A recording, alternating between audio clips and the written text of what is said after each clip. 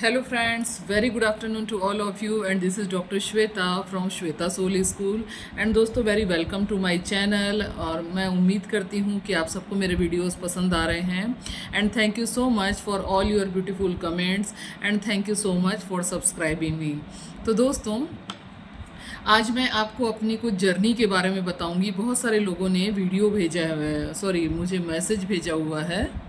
बहुत सारे लोगों ने मुझे मैसेज भेजा हुआ है कि मैम आपकी जर्नी के बारे में थोड़ा सा बताओ कि डॉक्टर श्वेता एक मोटिवेशनल स्पीकर ए लाइफ कोच कैसे बनी।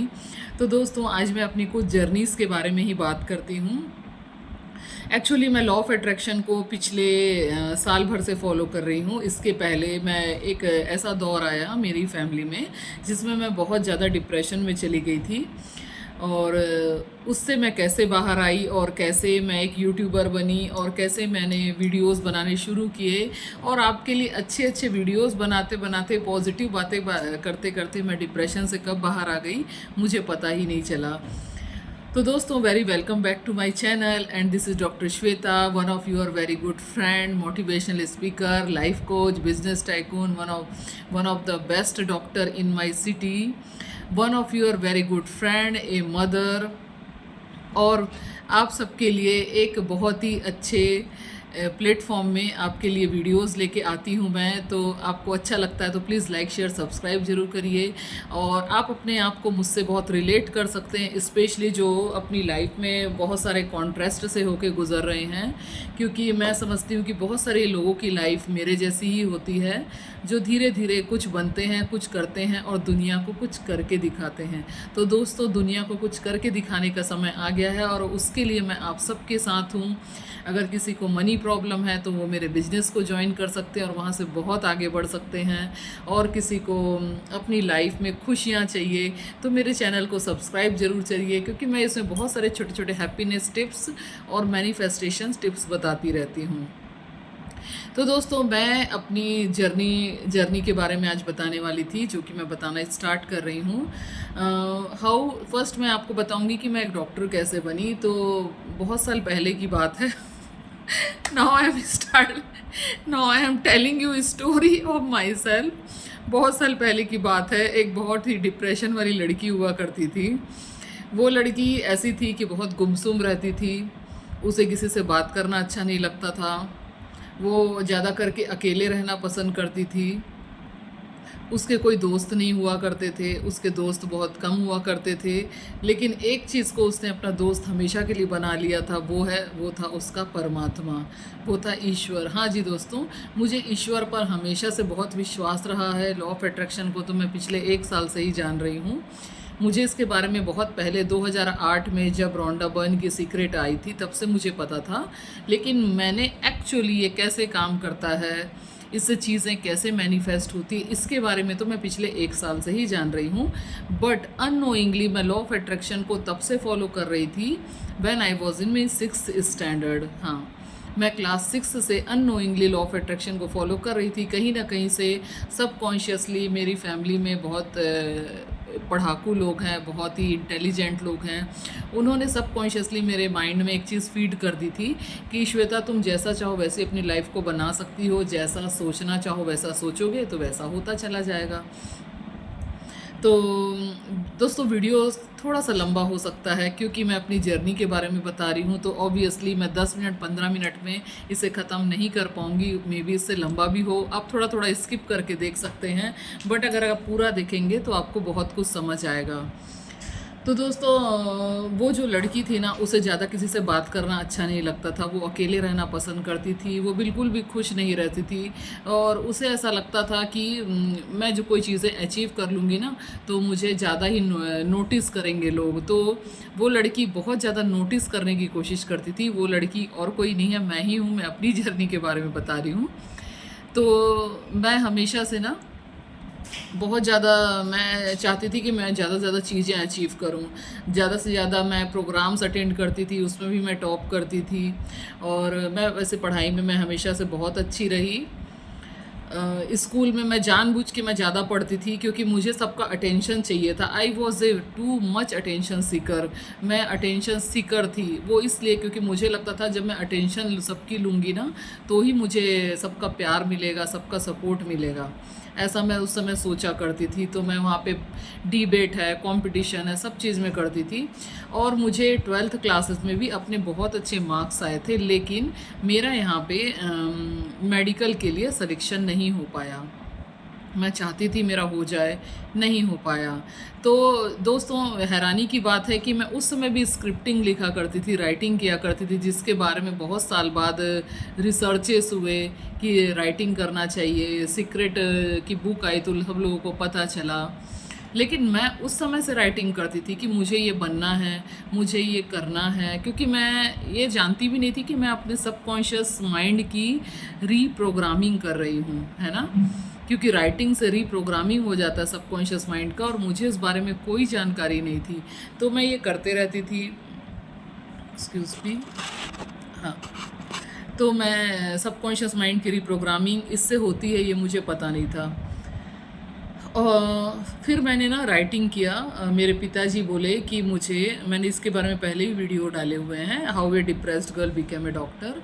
तो मैंने कुछ राइटिंग किया, वो राइटिंग किया तो फिर उससे मिलती जुलती चीज़ें मेरी लाइफ में होने लगी। जैसे मैंने राइटिंग किया कि मुझे ऐसी जगह पे इस टाइप का मेडिकल कॉलेज चाहिए, और मेरा मेडिकल कॉलेज में सिलेक्शन हो चुका है, मुझे इतने नंबर मिल गए हैं और मेरा सिलेक्शन हो गया है। तो ये मैंने लिखा कोइंसिडेंसली, क्योंकि मैंने ऑलरेडी इस पे वीडियो बनाए हुए हैं, इसलिए इस बार मैं शॉर्ट में बताऊंगी। उससे मिलती जुलती चीज़ें मेरी लाइफ में हुई। मुझे एक ऐसी साउथ में एक ऐसी जगह, आप लोग जानते, सर्च कर सकते हैं, रायचूर डिस्ट्रिक्ट है, academy of medical education Karnataka, Rajiv Gandhi university, वहाँ पे मेरा सिलेक्शन हुआ। वहाँ पे मिलती जुलती सीटें, मतलब मैंने नोट करके रखा हुआ था कि मुझे इतने लैक्स में सीटें चाहिए, क्योंकि मेरे पिताजी ने बताया था कि बेटा हम इससे ज़्यादा तुम्हारे लिए अफोर्ड नहीं कर पाएंगे, इससे ज़्यादा हम तुम्हें पढ़ा नहीं सकते, ये हमारी कैपेसिटी के बाहर है। और मैंने एक भी चीज़ और बोला था कि मेरी ऐसी जगह पे हो जहाँ पे पहाड़ ही पहाड़ हो, एक अच्छी सी जगह, मतलब पहाड़ी पहाड़ हो, वैसी जगह पे मैं पढ़ना चाहती हूँ। तो मेरा सिलेक्शन बाहर हुआ, वहाँ पे पहाड़ ही पहाड़ थे। पर मैं डिटेल में स्क्रिप्टिंग करना उस समय जानती नहीं थी, तो बहुत ही खूबसूरत पहाड़ नहीं थे, लेकिन ठीक ठाक जगह थी, बहुत सारे पहाड़ थे वहाँ पे। ठीक है, तो इस प्रकार से मेरा वहाँ सिलेक्शन हो गया। मैं डिप्रेशन में तो रहती ही थी, उस समय भी रहती थी, क्योंकि मैं खुश नहीं रहती थी ना, क्योंकि मैं अपने आप से प्यार नहीं करती थी। मैं कोई भी चीज़ इसलिए करती थी क्योंकि मुझे लोगों का अटेंशन चाहिए था, मुझे लोगों का प्यार चाहिए था। मैं चाहती थी कि मैं कोई चीज़ें अचीव करूँगी तो लोग मुझे अटेंशन देंगे, उससे मुझे नोटिफिकेशन मिलेगा लोगों का, और इससे मेरी लाइफ अच्छी होगी। मेरी लाइफ कुल मिला के दूसरे क्या कहते हैं उस नज़रिए से घूमती थी। और आज की स्थिति ये है कि मुझे दुनिया के कोई भी लोग आके बोल लें कि तुम ऐसी हो, लेकिन मैं हमेशा अपने दिल की सुनती हूँ कि मैं जानती हूँ कि मैं कैसी हूँ। तो मुझे आज की डेट में तो कुछ भी फ़र्क नहीं पड़ता कि कौन क्या बोलता है, क्योंकि मैं समझ चुकी हूँ कि मैं कौन हूँ, मैं समझ चुकी हूँ कि मेरा लाइफ पर्पस क्या है, मैं समझ चुकी हूँ कि मुझे क्या करना है, और मैं समझ चुकी हूँ कि मुझे लोगों की लाइफ को बदलना है। और मेरा जो बिजनेस है उसका यही मिशन है कि इंडिया से बेरोज़गारी और बीमारी दोनों को दूर करना है। इसी टारगेट को लेके हम काम कर रहे हैं। तो दोस्तों, आज की डेट में मेरा लक्ष्य क्लियर है कि मुझे क्या करना है। तो दोस्तों, इस प्रकार से एक डिप्रेशन वाली लड़की डॉक्टर बन गई, लेकिन उसे अपनी लाइफ में खुश रहना आता नहीं था। वो डॉक्टर भी बन गई, वो काम भी करने लगी, सब कुछ हुआ। फिर इतने सालों बाद, है ना, इतने सालों बाद मतलब मैं डॉक्टर बन गई, मैं ठीक भी थी, लाइफ मेरी अच्छी चल रही थी, खुश भी थी, सब चीज़ ठीक था।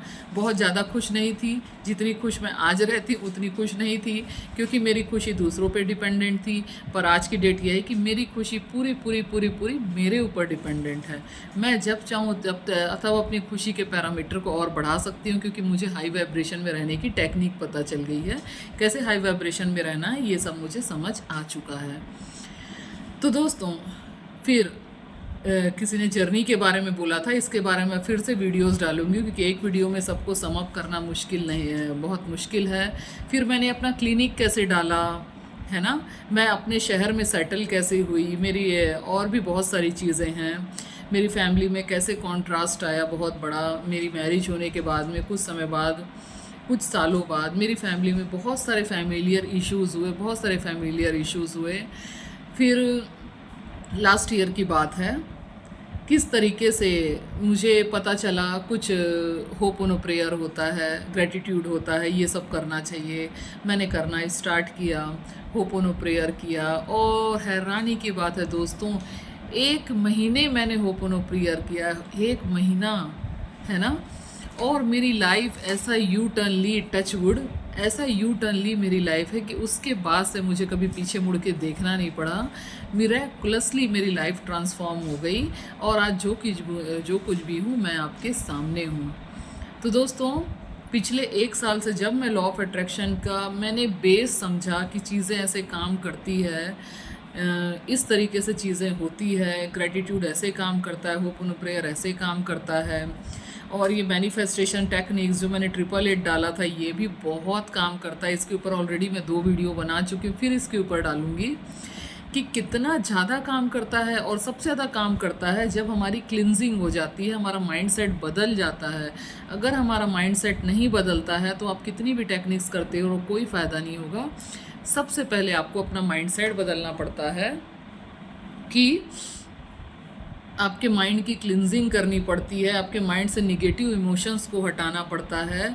वो सारे इमोशंस जब हटते हैं ना, तभी ये law of attraction actual work करता है। तो दोस्तों, ये मेरी जर्नी है। तो पिछले 1 साल में मैंने काफ़ी कुछ अपनी लाइफ में काफ़ी चेंजेस पाए हैं, काफ़ी चीज़ों को मैंने अचीव किया है, और मेरा जो करोड़ों का बंगला मैंने लिया है, ये भी लॉ ऑफ अट्रैक्शन की बहुत बड़ी देन है। क्योंकि मैं पहले एक रेंटेड हाउस में रहती थी, रेंटेड हाउस से मैं कैसे एक बंगलों के सफ़र तक पहुंची, उसके बारे में मैं वीडियो बहुत जल्दी डालूँगी। हो सकता है कल ही डालूँ, क्योंकि वीडियोस बहुत लंबा हो जाएगा। तो देखिए, मैंने बताया गया है कि कैसे मैंने डिप्रेशन के दौर से मैं बाहर निकली।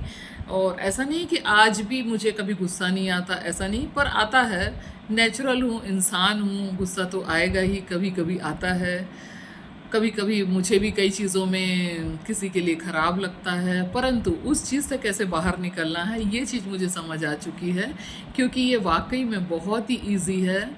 और आप मेरे से जुड़े रहिए, मैं आपको हर एक चीज़ का गाइड करूँगी, और मैं चाहती हूँ मेरी लाइफ बदली है, वैसे आप सबकी लाइफ बदले। मेरी लाइफ बदलने में तो मैंने बहुत समय ले लिया, पर मैं नहीं चाहती कि आपकी लाइफ बदलने में ही इतना ही समय मिले। तो दोस्तों, वीडियो अच्छा लगे तो प्लीज़ लाइक शेयर सब्सक्राइब जरूर करिए, एंड डू योर प्यारे प्यारे comments. Thank you so much, love you, bye bye.